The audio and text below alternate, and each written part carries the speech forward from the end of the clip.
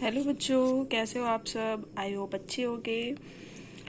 आज हम लोग नया टॉपिक स्टार्ट करेंगे बायोलॉजी का, जिसको माइक्रोबायोलॉजी है, जो इसमें की बैक्टीरिया के बारे में हम लोग स्टडी करेंगे। माइक्रोबायोलॉजी में हम लोग को वायरस और बैक्टीरिया के बारे में स्टडी करना है, जिसमें कि हम पहला टॉपिक बैक्टीरिया पढ़ेंगे। जो बैक्टीरिया की स्टडी होती है उसको बैक्टीरियोलॉजी कहते हैं। इसका जो ग्रीक वर्ड होता है उसका मतलब होता है लिटिल रॉड।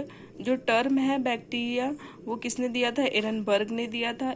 इसको डिस्कवर्ड किसने किया था? एवी ल्यूवेनहॉक ने किया था। और इसी जो बैक्टीरिया को उन्होंने डिस्कवर किया था उसको क्या नाम दिया था? लिटिल एनिमलक्यूल। इनकी एक बुक है secret of nature. Father of microbiology और फादर ऑफ बैक्टीरियोलॉजी किसको कहा जाता है? तो एवी ल्यूवेनहॉक को कहा जाता है। जो नाइगेली है उन्होंने क्लासिफाइड किया बैक्टीरिया को एज ए साइजोसिलोमेट्स के रूप में। रॉबर्ट कोच से जो थे उन्होंने सबसे पहले बैक्टीरिया का कल्चर किया और इसीलिए इनको फादर ऑफ माइक्रोबियल टेक्निक कहते हैं। Father of modern microbiology, father of modern bacteriology, germ theory of disease, ये लुइस पास्चर ने दिया था।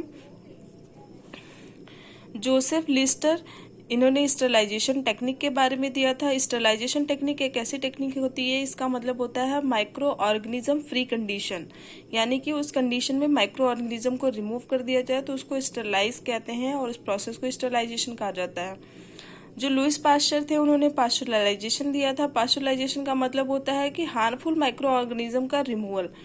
स्टरलाइजेशन और पास्चुराइजेशन में ये डिफरेंस होता है कि स्टरलाइजेशन में पूरे माइक्रो ऑर्गेनिज्म को रिमूव कर दिया जाता है, चाहे वो हार्मफुल हो चाहे यूजफुल हो।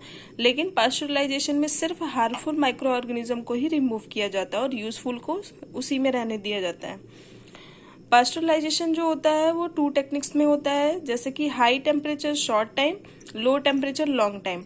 हाई टेम्परेचर शॉर्ट टाइम का मतलब होता है 71.6 degree centigrade for 15 to 30 seconds, यानी कि टेम्परेचर हाई रहे और टाइम कम लगे, यानी कि 50 to 30 सेकेंड्स के लिए 71.6 डिग्री सेंटीग्रेड पर उसको पास्चुराइज किया जाता है।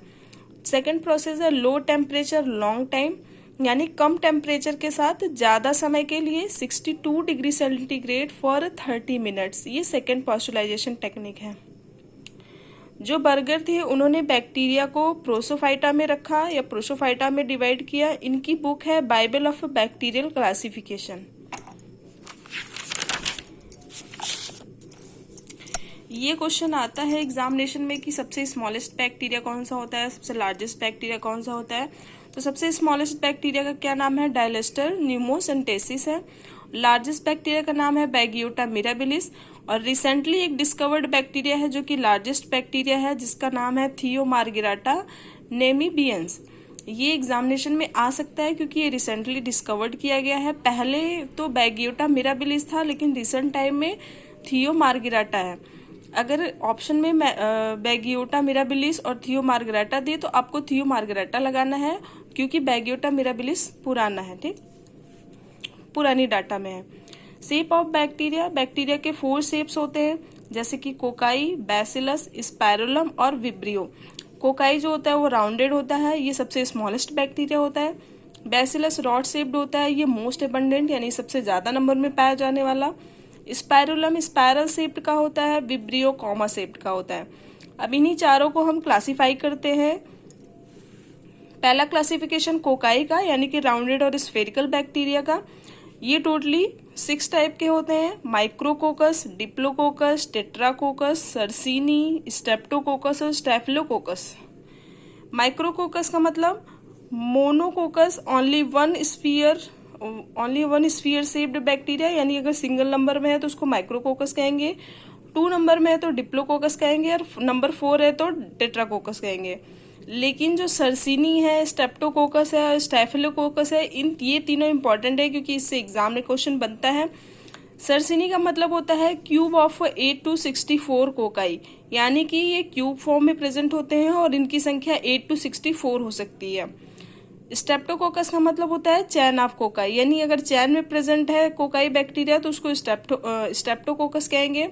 स्टेफिलोकोकस का मतलब होता है लाइक बंच ऑफ ग्रेप्स, जैसे ग्रेप्स के गुच्छे होते हैं उसके उस टाइप में अगर प्रेजेंट है कोकस तो उसको कहेंगे स्टेफिलोकोकस।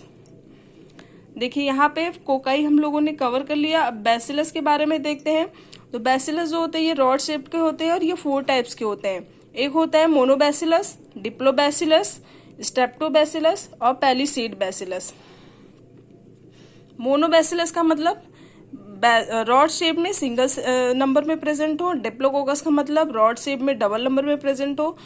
स्ट्रेप्टोबैसिलस का मतलब होता है चैन ऑफ रॉड, यानी कि चैन के रूप में प्रेजेंट हो। Palisade bacillus stalk of rod, अगर रॉड स्टाल्क के रूप में प्रेजेंट हो तो उसको पैलिसेड बैसिलस कहते हैं। स्ट्रेप्टोकोकस के एग्जाम्पल है बैसिलस एंथ्रिएसिस जो कि एंथ्रेक्स काज करता है, और पैलिसेड बैसिलस का एग्जाम्पल है क्राइनोबैक्टीरियम डिप्थीरी जो कि डिप्थीरिया काज करता है। उसके बाद थर्ड टाइप है स्पैरुलम। स्पैरुलम स्पायरल फॉर्म में होता है, इसका एग्जाम्पल है ट्रिपेनुमा पैलिडम जो कि सेफलिस काज करता है, यानी सेक्सुअली ट्रांसमिटेड डिसीज काज करता है, इसी को वेनरल डिसीज भी कहते हैं। फोर्थ टाइप है विब्रियो जो कि कॉमर शेप का होता है, इसका एग्जाम्पल है विब्रियो कॉलरी जो कि कॉलरा काज करता है। और इनमें जो फ्लैजिला होता है, फ्लैजिला की स्टडी को ट्राइकोलॉजी कहते हैं, यानी स्टडी ऑफ हेयर। ओके, ये बैक्टीरिया के हमने क्लासिफिकेशन उनके शेप के आधार पे कर लिया है। अब नेक्स्ट वीडियो में हम इसके आगे से पढ़ेंगे। तब तक के लिए थैंक यू।